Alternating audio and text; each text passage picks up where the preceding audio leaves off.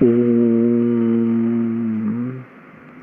With pranams to Lord Ganesh and respectful namaskars to the random reader and stray listener. Grumpy Grandpa Pandemonium brings a small article, Guests Galore. There are some things we can't avoid, and sometimes we too have to perform that role ourselves. So, having guests or being one ourselves is a rite we all go through, whether we like it or not. So, here are some observations. 1. The touch and mark all furniture guest. Right from his muddy slippers, he will bring smudge marks on every clean spot. Of course, we understand no one can be like a dainty dead show piece in the museum, but these guests are definitely bulls in a china shop. 2. The make himself too much at home guest, or the camel guest and the Arab host. Of course, though it is good manners to make a guest comfortable and make him feel at home, some guests make themselves so very comfortable that the host feels out of place. 3. The messy guest. If they are children, it is understandable.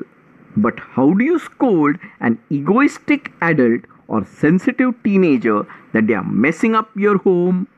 After they leave, your house resembles a bomb hit ground zero site.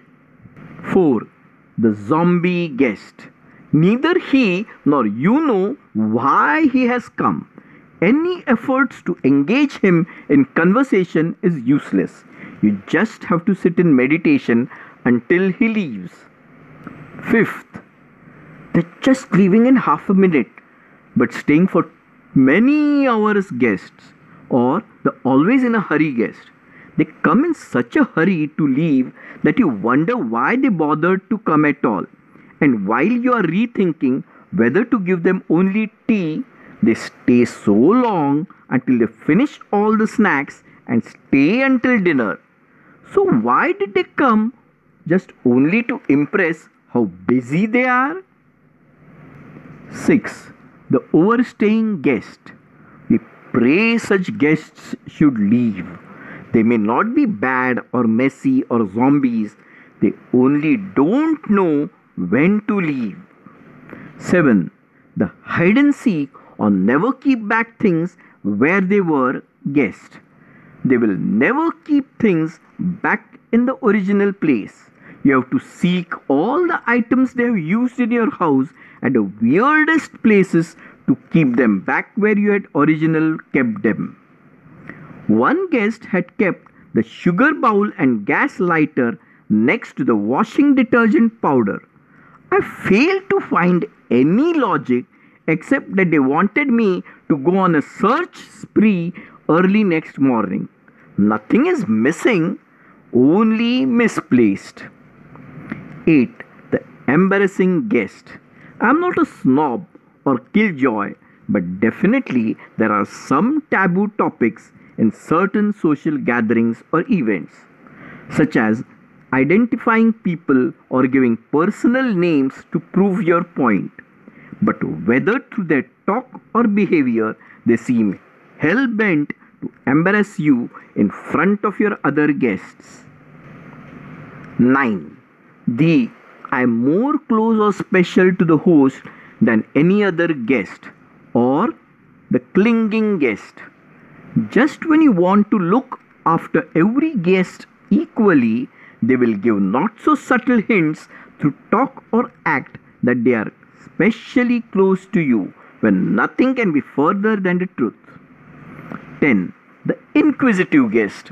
They want to know every detail on subjects you don't want to tell or are least interested in or would rather forget or avoid. Right from your latest breakup up to who gifted you which item in your house, their questions are endless. In what way such information will help them is a mystery to me. 11. The overnight staying helpless, needy guest. If by chance someone is forced to stay overnight, they may be either a very apologetic and no trouble guest, or at an other extreme end, totally helpless, needy crybaby. Right from how and where will I sleep and what night clothes will I wear to how to iron clothes overnight is a big question for them, and of course, by consequence, for us. Of course, I understand that an emergency can arise anytime and we can be stranded suddenly. But for these guests, such situations are opportunities to test the host's patience. 12. The gatecrasher unannounced guest. Just when you are having a bad day or on the verge of rushing out for an important appointment for which you are already late, they barge in as if you have been born only to welcome them on that specific day and time, and their visit is God's gift to you. 13. The practical, helpful, appropriate guest. He comes not necessarily with a lot of gifts, but just when you need him with items most useful or needed by you. They may not be expensive items, but useful. He acts and talks after assessing your mood and situation, is informal but not too much so, and knows how to behave or topics to avoid if other guests or people are around. Also, they know when to leave. They are a rare species. These are just a few guests I can recall at random. Mentioned it in this write up only because I think many persons still need some awareness on this subject. Dear reader or listener, you too must have had many such guests or been one yourself. Can you also please give some more points that we should avoid or inculcate or make a habit to be good guests? Love to all. Special thanks to Alisha Santikari, Siddhesh Bhaindarkar and Chandrakant Sant for their technical help in my stories. Thank you, dear listener or reader, for patiently bearing with me. Please like, share and subscribe to this channel. All copyrights of this story or article are retained by the author Parag Raje.